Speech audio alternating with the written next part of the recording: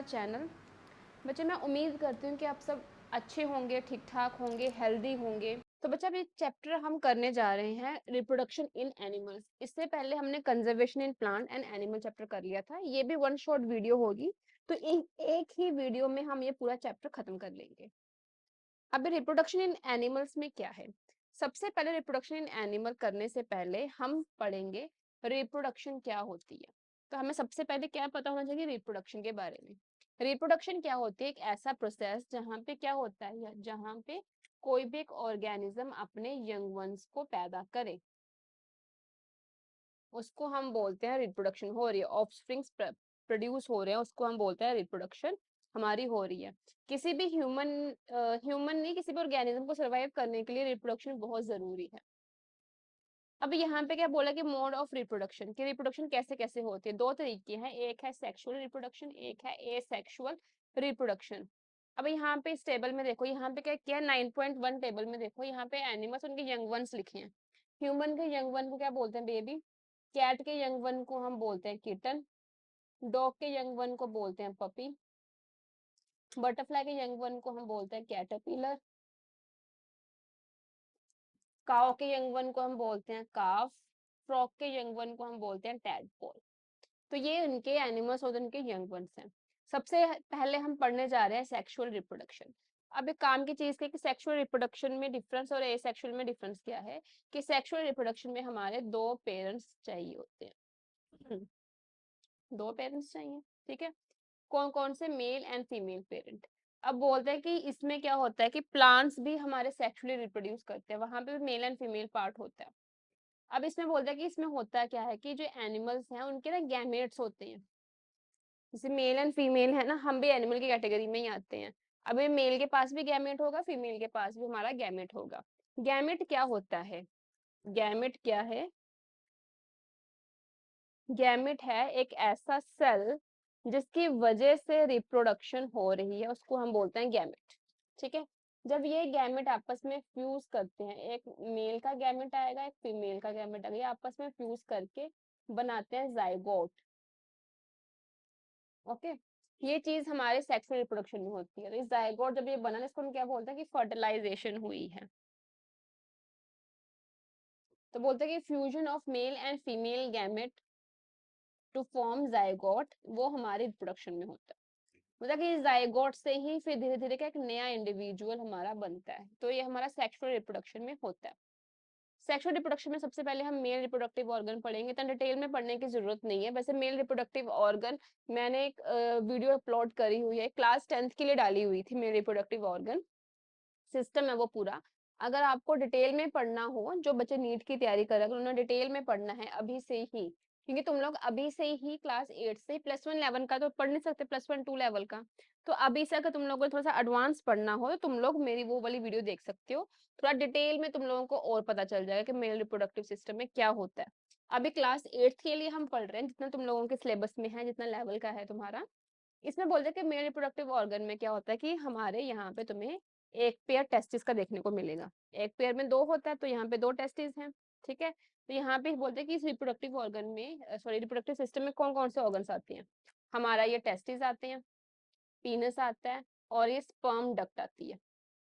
जैसे ग्लैंड्स भी होते हैं, बहुत कुछ होता है। तुम लोगों के सिलेबस में सिर्फ इतना लिखा हुआ है। ये हो गया। तो बोलते हैं यही टेस्टिस में से हमारे स्पर्म्स जो है मेल्स में प्रोड्यूस होते हैं, और ये स्पर्म ही क्या है? ये हमारा गैमेट है। बताया ना कि फर्टिलाइजेशन क्या होती है? Fusion of gametes. तो मेल में भी गैमेट है, फीमेल में भी गैमेट है। जो मेल का गैमेट है उसको बोलते हैं स्पर्म। तो स्पर्म हमारा कहाँ से प्रोड्यूस होता है? टेस्टिस में से प्रोड्यूस होता है। ये स्पर्म की फोटो बनी हुई है। अब ये ह्यूमन स्पर्म है, ये कैसे होता है? सिंगल सेल होता है। ठीक है। सिंगल सेल, उसके कुछ पार्ट्स हैं। पार्ट्स क्या क्या हैं कि उसके पास हेड होता है ऊपर, बीच में मिडिल पीस, और एंड में टेल। इसी टेल से ही ये मूव करता है। ओके। अभी next, female reproductive organ. Same female reproductive organ पे अगर आपने डिटेल में पढ़ना हुआ तो आप मेरे यूट्यूब पे वीडियो देख सकते हो। इसका लिंक मैं डिस्क्रिप्शन बॉक्स में डाल दूंगी, मेल एंड फीमेल दोनों का। अगर आपने डिटेल में पढ़ना हो तो आप वहां से पढ़ सकते हो। फीमेल रिप्रोडक्टिव ऑर्गन में क्या है? इसके पास भी ओवरी है। इसके पास अब एक चीज, मेल के पास क्या है? टेस्टिस है। फीमेल के पास क्या है? ओवरी है। इसके पास क्या है? टेस्टिस। फीमेल के पास क्या है? ओवरी। और ये दोनों ही क्या करते हैं, गैमेट प्रोड्यूस करते हैं। टेस्टिस कौन सा गैमेट प्रोड्यूस करेगा, स्पर्म। ओवरी क्या गैमेट प्रोड्यूस करेगी, ओवा या ओवम या एग, कुछ भी बोल सकते हैं हम। और एक आता है इसके पास यूट्रस, और ये ओविडक्ट, यहाँ से एग रिलीज होगा और यहाँ से ये जो ये पाइप है इसको हम बोलते हैं ओविडक्ट बोलते हैं, फेलोपियन ट्यूब्स भी बोलते हैं। ये एग रिलीज होता है उसमें से, ठीक है। अब यहाँ पे क्या होता है, ह्यूमन बीइंग में ये हमारा ह्यूमन एग है, ये बोलते ये एक एग हर महीने एक एक ओवरी जो है प्रोड्यूस करती है, मतलब एक टाइम पे एक ही ओवरी प्रोड्यूस करेगी, तो बोलते हैं ये हमें ऐसा देखने को मिलता है यहाँ पे। फिर जब ये एग और ओवरी आपस में, सॉरी एग एंड स्पर्म आपस में फ्यूज करेंगे तभी आगे होता है, जैसे कि यहाँ पे दिखाया हुआ है, जैसे कि इस इमेज में देख रहे हैं कि ये एग है हमारा और ऊपर से यहाँ पे स्पर्म आ रहे हैं। जब ये आपस में कांटेक्ट में आएंगे, जब इसका हेड वाला पार्ट अंदर आएगा, टेल वाला पार्ट पीछे ही रह जाएगा, तभी फर्टिलाइजेशन होती है। मतलब ये फर्टिलाइजेशन होगी, फिर डिवीजन होगी, फिर ऐसे दो हमें न्यूक्लियाई मिलेंगे कि दो न्यूक्लियाई आपस में फ्यूज हो रहे हैं, इसको हम बोलते हैं जायगोट बना हमारा। फर्टिलाइजेशन क्या होती है बता दी मैंने, fusion of male and female gamete is known as fertilization. और आफ्टर फर्टिलाइजेशन क्या होगा, this results in the formation of zygote. तो ये हमारा ये हो गया। अभी फर्टिलाइजेशन की दो टाइप्स होती हैं, कौन कौन सी, एक होती है इंटरनल फर्टिलाइजेशन, एक एक्सटर्नल। नाम से ही पता चल रहा है कि इंटरनल एक्सटर्नल क्या होगी। इंटरनल फर्टिलाइजेशन क्या होती है, जो फीमेल बॉडी के अंदर होती है, ये जो एग एंड स्पर्म है ना, इनका फ्यूजन फीमेल बॉडी के अंदर हो, उसको हम बोलते हैं इंटरनल फर्टिलाइजेशन, ठीक है। इंटरनल फर्टिलाइजेशन बोलते हैं कि हमारे ह्यूमंस में, काउज में, डॉग्स में, हेंस में, यहाँ यहाँ पे देखने को मिलता है। इसकी तुम लोगों को डेफिनेशन आ सकती है पेपर में, 1 मार्क की आएगी कि इंटरनल फर्टिलाइजेशन बताओ क्या है, या फर्टिलाइजेशन बताओ क्या है, तो इसकी 1 मार्क में आएगी। तो तुम लोगों ने सिर्फ डेफिनेशन और ज्यादा से ज्यादा बस एग्जाम्पल लर्न करना है, इससे ज्यादा तुम लोगों ने कुछ और नहीं पढ़ना, ठीक है। फालतू की चीजें तुम लोगों ने नहीं पढ़नी, चैप्टर काफी, और ये चैप्टर भी काफी इंपॉर्टेंट है, इस चैप्टर में से तुम लोगों को काफी क्वेश्चंस बनते हैं, 1 मार्क के बहुत बनते हैं, बड़े क्वेश्चंस भी बहुत बनते हैं इसमें। अब यहाँ पे स्टेबल में लिखा है, have you heard about test tube babies, क्या तुम लोगों ने टेस्ट ट्यूब बेबीज के बारे में कभी सुना है। अभी यहाँ पे टेस्ट ट्यूब बेबीज का मतलब ये नहीं है कि जो केमिस्ट्री लैब में टेस्ट ट्यूब पड़ी होती है उस टेस्ट ट्यूब में हम बच्चे को पाल रहे हैं, ऐसा कुछ भी नहीं है।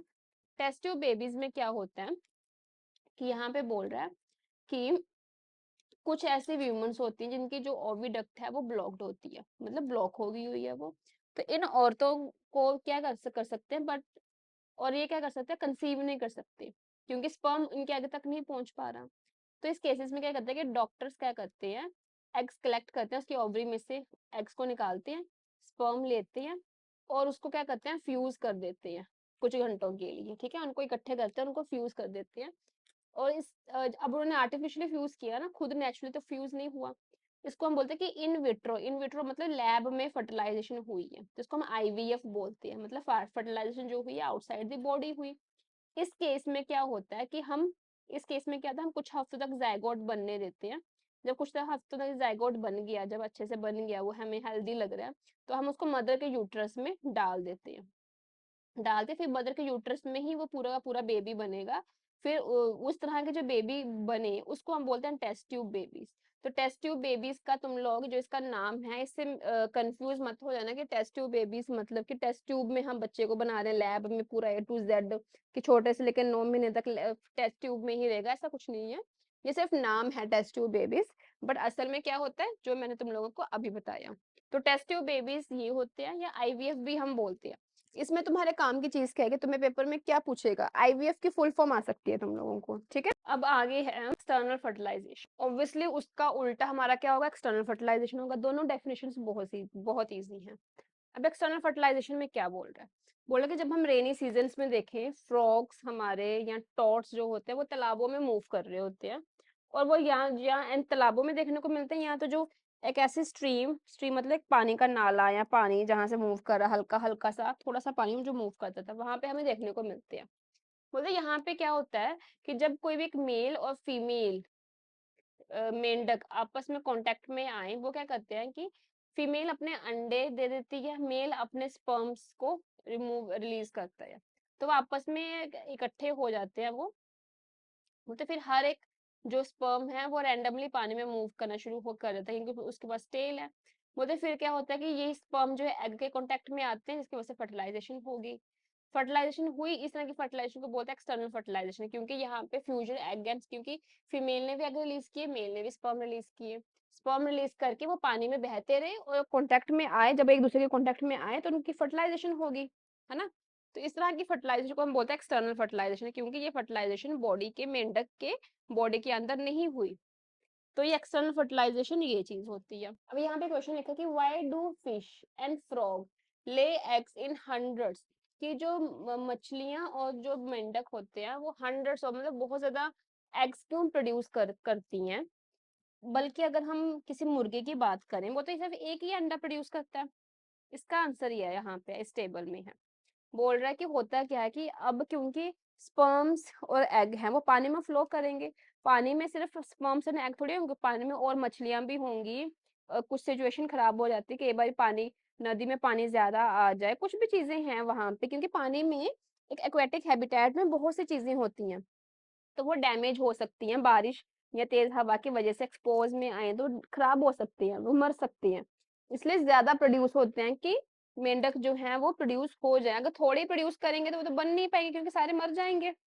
ठीक है, अब आगे है डेवलपमेंट ऑफ एम्ब्रियो। एम्ब्रियो कैसे बनता है, यहाँ पे है, यहाँ पे क्या होता है कि ये हमारा जाइगोट है, यहाँ पे क्या हुआ, जैसे कि ये देखो यहाँ से ये ओव्यूलेशन हुई, ओव्यूलेशन मतलब releasing of egg, egg release हुआ हमारा, ये ओव्यूलेशन हुई, यहाँ पे हमारा ओव्यूलेशन हुई, स्पर्म आया, जाइगोट बना, फिर धीरे धीरे डेवलपमेंट हुई, ये ऐसे, ये एक से दो बने, ये दो बने, ये चार बने, ये आठ दस, फिर ये और डिवीजन हुई, और डिवीजन होते होते होते होते ये जो ये एम्ब्रियो है हमारा, ये यूट्रस के वॉल के बीच में घुस जाता है ऐसे। ओके, ये जैसे यहाँ पे दिखाया हुआ इन्होंने, ये देखो बी डायग्राम, ये बताया हुआ कि सेल सी है पर उसके एक वॉल कितनी बड़ा बन गया हुआ सेल, फिर धीरे धीरे ये यूट्रस की वॉल, ये यूट्रस की वॉल है हमारी, इसके बीच में घुस गया ये, तो 9 महीने के लिए बीच में घुसा रहेगा ऐसे, और धीरे धीरे ये डेवलप होना शुरू हो जाएगा। फिर बाद में धीरे धीरे क्या होगा, उसकी legs, hand, head, eyes, years, सब कुछ बनना शुरू हो जाएगा, जिसको हम एंड में क्या बोलते हैं, फीटस बोल देते हैं।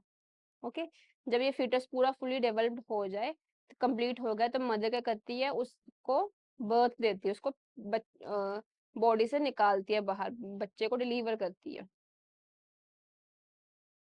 अब यहाँ पे लिखा है कि internal fertilization take place in hens also, बोला कि ये इंटरनल फर्टिलाइजेशन हमारी मुर्गियों में भी होती है, बट डू हेंस गिव, क्या हेंस जो हैं वो ह्यूमंस या काउ जैसे बच्चे पैदा करती हैं, नहीं वो ऐसे तो नहीं करती, वो सिर्फ अंडे देती हैं। बोलते कि सोन आफ्टर फर्टिलाइजेशन, जैसे फर्टिलाइजेशन हो जाती है, जायगोट डिवाइड करता है लगातार, फिर वो ओविडक्ट में जाता है, जैसे वो नीचे जाता है, ट्रेवल करता है आगे, बहुत सी उसके जो हमारे फर्टिलाइजेशन हुई ना जायगोट पे, जायगोट बना, जायगोट के आसपास बहुत सी लेयर्स बन जाती है, प्रोटेक्टिव लेयर्स बन जाती है, इसको हार्ड शेल बोलते हैं, जो हमें दिखता है मोस्टली, वो क्या इसकी प्रोटेक्टिव लेयर है। फिर जब जब हार्ड शेल बन गया, वो बनने के बाद जो है एम्ब्रियो उसके अंदर डेवलप होता है, फिर फाइनली जो है मुर्गी जो है वो अंडा देती है बाहर, फिर वो एम्ब्रियो है वो 3 हफ्ते लगाता है बाद में चिक बनने में। ठीक है, हमने देखा होगा कि अंडों के ऊपर मुर्गियां बैठी होती हैं, वो क्यों बैठी होती हैं, उसको गर्माहट देने के लिए, ताकि वो उसको गर्माहट, प्रॉपर गर्माहट मिले और वो जो जायगोट से पूरा चिक बन जाए।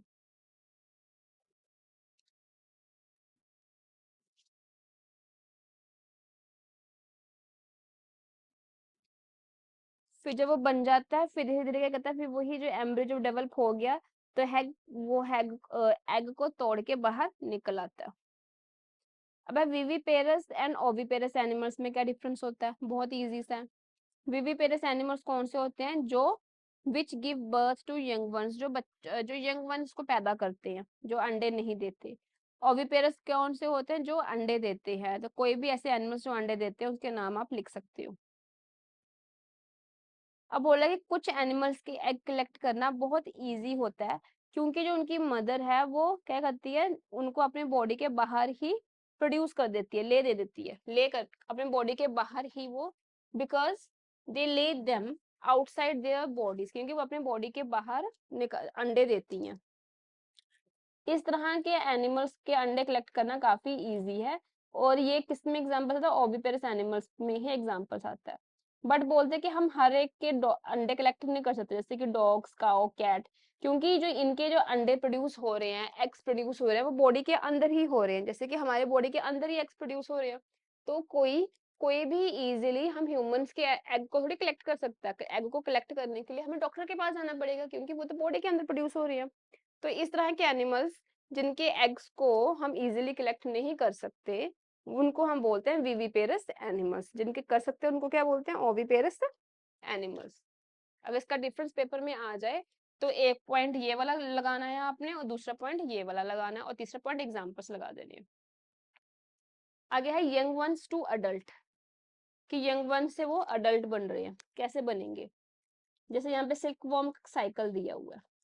मुझे सबसे पहले क्या था, हमारा एग प्रोड्यूस होता है, एग से बनता है लार्वा या कैटरपिलर, फिर प्यूपा, फिर अडल्ट। जैसे कि हम टैडपोल में भी देख सकते हैं कि सबसे पहले हमारा आया एग, एग प्रोड्यूस हुए, फ्यूजन हुई, फिर उसने क्या बनाया, टैडपोल बना, टैडपोल बना, अभी और बड़ा टैडपोल बन गया, लेट टैडपोल। अब इस लेट टैडपोल से क्या बना, हमारा पूरा का पूरा अडल्ट एग बन गया।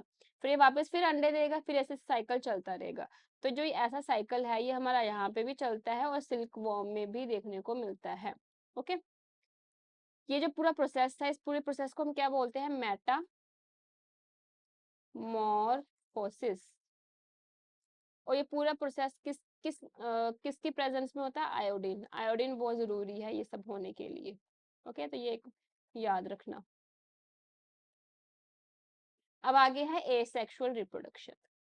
सेक्सुअल रिप्रोडक्शन का एंड एसेक्सुअल का हम छोटा सा फटाफट एक कंपैरिजन कर लेते हैं। सेक्सुअल में हमने पढ़ा था, यहाँ पे सेक्सुअल लिखती हूँ, यहाँ पे एसेक्सुअल लिखती हूँ। सेक्सुअल में हमने पढ़ा था कि 2 पेरेंट्स चाहिए, यहाँ पे ऐसा नहीं चाहिए। यहाँ पे 2 पेरेंट्स चाहिए मतलब 2 गैमेट्स चाहिए, यहाँ पे ऐसा कुछ नहीं होता। यहाँ पे फर्टिलाइजेशन होगी दोनों की, यहाँ पे ऐसा कुछ नहीं होता, टोटली ऑपोजिट है। यहाँ पे क्या है, यहाँ पे बोलते हैं कि सिर्फ एक ही पेरेंट बॉडी चाहिए होती है, जैसे कि ये है, ये हम हाइड्रा की बात कर रहे हैं। हाइड्रा में क्या है कि ये हमारी क्या है, एक पेरेंट बॉडी है। इस पेरेंट बॉडी अगर यहाँ पे देखें, यहाँ पे छोटा सा कुछ बन रहा है, बल्ज बन रहा है एक, धीरे धीरे थोड़ा सा और बड़ा हो रहा है, धीरे धीरे पूरा का पूरा बढ़ गया। ये पूरा का पूरा जो बना है, ये बिल्कुल अपने पेरेंट जैसे लग रहा है ना, बस साइज छोटा है। तो जब ये पूरा बन जाएगा, फिर ये क्या करेगा, ये यहाँ से निकल जाएगा, डिटैच हो जाएगा, और ये साथ में एक ऐसे ऐसे पूरा खड़ा हो जाएगा। तो यहाँ पे क्या हुआ, यहाँ पे क्या हुआ कि एक पेरेंट बॉडी थी हमारे पास इनिशियली, ये एक पेरेंट बॉडी थी, और एक पेरेंट बॉडी से एक हमारा डॉटर सेल बन गया। इसको हम बोलते हैं एसेक्सुअल रिप्रोडक्शन, जहां पे सिर्फ एक पेरेंट इन्वॉल्व होता है, और एक ही पेरेंट से हमारा क्या बन जाता है, हमारा एक नया डॉटर सेल बन जाता है। ओके, ये हमारा हाइड्रा का एग्जाम्पल था। और इस पूरे प्रोसेस को हम क्या बोलते हैं, बर्डिंग हुई है। फिर आगे आती है फ्यूजन। फ्यूजन में किस में होती है, अमीबा में। जैसे अभी इस अमीबा में देखिए, ये अमीबा है, इस अमीबा का ये न्यूक्लियस जो है, ये डिवाइड हुआ बीच में। ओके, न्यूक्लियस के डिवाइड होने को बोलते हैं हम कैरियोकाइनेसिस। कैरियोकाइनेसिस हुई।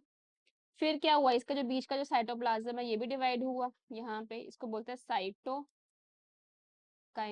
दोनों डिवीजन होगी, दोनों डिवीजन के बाद क्या हुआ, 2 अलग अलग सेल्स मिल गए। ये हमारे अमीबा में होता है। तो पहले न्यूक्लियर डिवाइड किया, फिर बाद में उसने अपने पूरी बॉडी को डिवाइड कर दिया 2 अमीबे में, या डॉटर सेल्स भी बोल सकते हैं हम, यहाँ पे डॉटर सेल्स भी बोल सकते हो, डॉटर सेल्स भी बोल सकते हो।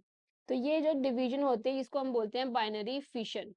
ओके, जो ये वाली थी, ये थी बर्डिंग। तुम लोगों के सिलेबस में ये 2 है, वैसे सेक्सुअल रिप्रोडक्शन में बहुत सी आती हैं, पर तुम लोगों की बुक में ये 2 है, इसलिए तुम ये 2 ही पढ़ो। अगर तुम लोगों ने इसको भी और डिटेल में पढ़ना हो, मैं इसकी भी वीडियो का लिंक डाल दूंगी, मैंने ये भी डिटेल में बहुत अच्छे से एक्सप्लेन किया हुआ है। ये भी मैंने क्लास 10 की वीडियो डाली हुई है। तो अगर आप जो बच्चे डिटेल में पढ़ना चाहते हैं, तो आप वो लिंक पे नीचे डिस्क्रिप्शन बॉक्स पे लिंक मैंने डाला हुआ, तो आप वहां पे देख सकते हो, अगर डिटेल में जो बच्चा पढ़ना चाहता है तो। अब यहाँ पे story of Dolly the clone, last topic है इस चैप्टर का। डॉली शीप थी एक। अब एक क्लोन क्या होता है, क्लोन मतलब एग्जैक्ट कॉपी। आपने किसी की एग्जैक्ट कॉपी बना दी, ठीक है, आपने कोई एक सेल की एग्जैक्ट कॉपी बना दी, किसी एक लिविंग पार्ट की, किसी कंप्लीट ऑर्गेनिज्म की डिट्टो एक ऑर्गन एग्जैक्ट कॉपी बना दी, उसको हम बोलते हैं क्लोनिंग, क्लोन।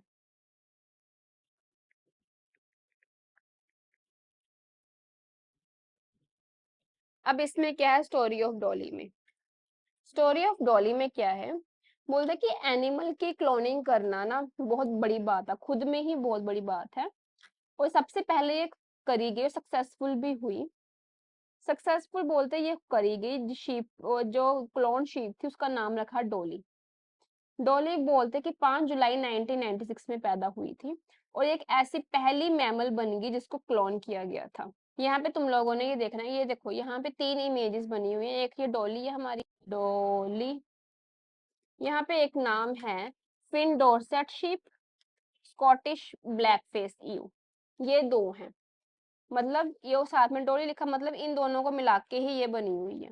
अब यहाँ पे क्या था, बोलते कि इस प्रोसेस में डॉली शीप के साथ क्या किया गया कि हमने क्या किया, जो ये फिन डॉर्सेट शीप थी ये वाली, इसके हमने क्या लिए, मेमोरी ग्लैंड के सेल्स लिए, मेमोरी ग्लैंड के हमने लिए सेल्स, ठीक है, सेलेक्ट इसके कलेक्ट किए।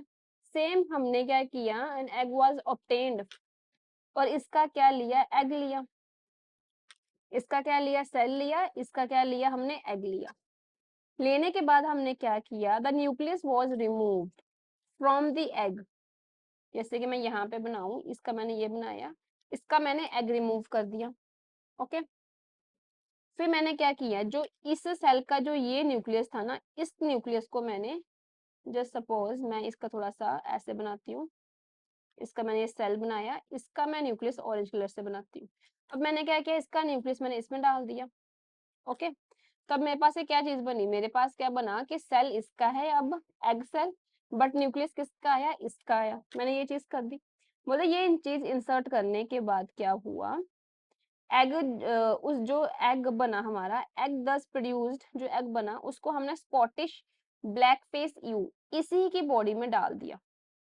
ठीक है, इसी की ही बॉडी में डाल दिया, इसी की बॉडी में डाल दिया। और इसके इसके बाद हमारी बनी डॉली, डेवलपमेंट के बाद। अब ऐसे देखने को मिला कि जो Scottish black face ewe sheep से जो डॉली बनी थी वो बिल्कुल ना फिन डॉर्सेट शीप जैसी थी। डिलीवर इसने की है, पैदा इसने की है, बट दिख कैसे रही थी, वो इसके जैसे दिख रही थी। तब बोलते कि वो बिल्कुल भी, बेशक हमने उसमें से, हमने उसका एग लिया, न्यूक्लियस बेशक रिमूव कर दिया हुआ, बट वो स्कॉटिश ब्लैक फेस यू जैसी बिल्कुल भी उसके पास करेक्टर नहीं आया, वैसी वो बिल्कुल नहीं दिख रही थी। समझ आया इतना? अभी तक इतना क्या बताया मैंने? एक बार फटाफट शॉर्ट में बताती हूँ, क्योंकि थोड़ा सा टेक्निकल है ये। इसमें क्या किया, इसके लिए सेल्स, ये मैंने उसका सेल्स लिया, इसके इन्होंने लिए सेल्स, इसके इसके, ठीक है, इसका उन्होंने लिया एग। उन्होंने किया क्या, उन्होंने क्या किया कि जो इसका एग है ना, इसके एग में इसका न्यूक्लियस डाल दिया, इसका फिन डॉर्सेट शीप का, फिर इसके बीच में डाल दिया। फिर इसने शीप पैदा कर जिसका नाम था डॉली। अब देखा गया कि जो डॉली जो शीप पैदा हुई है, ये किसके से देखे, देखो इसका मुंह किसके जैसा लग रहा है, इसका मुंह उसके जैसा लग रहा है। बोला कि वो बिल्कुल आइडेंटिकल फिन डॉर्सेट शीप जैसी थी, बेशक स्कॉटिश ब्लैक फेस यू ने उसको डिलीवर किया, उसने पैदा किया है, बट दिख कैसे रही है, इसके जैसे दिख रही है। क्यों? क्योंकि इसका न्यूक्लियस गया, वहां न्यूक्लियस मेन चीज होती है। अब उस डॉली ने कोई भी स्कॉटिश ब्लैक फेस यू जैसा कोई करेक्टर दिखाया नहीं। अब जो डॉली पैदा हुई थी, काफी हेल्दी क्लोन पैदा हुई थी। और अब आगे बोलो, पर अनफॉर्चुनेटली क्या हुआ कि 14 फरवरी 2003 में लंग डिसीजेस होने की वजह से वो बेचारी मर गई। लंग डिसीज की वजह से बेचारी वो क्या होगी, मर गई। उसके बाद काफी ट्राई किया गया, बट पैदा होने के से पहले ही जो क्लोन था वो मर जाता था। एनिमल्स के क्लोन पे काफी ज्यादा ट्राई किया गया उसके बाद, बट हमेशा कोई ना कोई एबनॉर्मेलिटीज जो है वो हमें देखने को मिलती थी। तो यही इसलिए ये काफी फेमस है, क्योंकि ये एक क्लोन्ड शीप जो है काफी फेमस हुई थी, क्योंकि बिल्कुल हेल्दी पैदा हुई थी ये। इसके बाद काफी ट्रायल किए गए, बट हर बार कोई ना कोई प्रॉब्लम रहती थी। तो इसी के साथ तुम लोगों का ये चैप्टर खत्म हो गया। डॉली शीप की जो मैं तुम लोगों को ये छोटी सी जो कहानी बताई है, ये एग्जैक्टली पेपर में आएगी नहीं तुम लोगों को, कि तुम लोगों को टीचर बोलेगी नहीं short note on story of Dolly sheep, ऐसा कुछ नहीं आएगा। 1 मार्क में आ सकते हैं, एमसीक्यूज में आ सकता है कि बताओ उस क्लोन का नाम क्या था, ये आ सकता है ज्यादा से ज्यादा। या कई टीचर्स ये नाम डाल देते हैं कि कौन सी शीप से इसको लिया गया, फिन डॉर्सेट शीप या स्कॉटिश ब्लैक फेस यू, बस इससे ज्यादा तुम लोगों को कुछ नहीं आएगा पेपर में। ठीक है, तो इसी के साथ आप लोगों का ये चैप्टर खत्म हो गया। आई होप तुम लोगों को ये समझ आ गया हो। स्टिल आप लोगों को कोई भी डाउट रह रहा है इस चैप्टर में, कुछ भी लग रहा है कि हमें ये चीज समझ नहीं आई है, मुझे कमेंट सेक्शन में डाल देना। मैं उसी डाउट पे एक क्लास लगा लूंगी पूरी, उसी डाउट पे मैं कैसे पूरी वीडियो बना दूंगी। तो अगर जिन बच्चों को जो भी डाउट आ रहा है, अगर एक भी डाउट है, अगर दो डाउट है, जितने भी डाउट है, कमेंट सेक्शन में डालो, कमेंट सेक्शन में लिखो आप। और मैं उसी दिन ट्राई करूंगी कि उसी दिन या एक दो दिनों के अंदर अंदर मैं आपके डाउट्स क्लियर कर दूं, एक अच्छी सी वीडियो बना के मैं डाउट क्लियर कर दूंगी।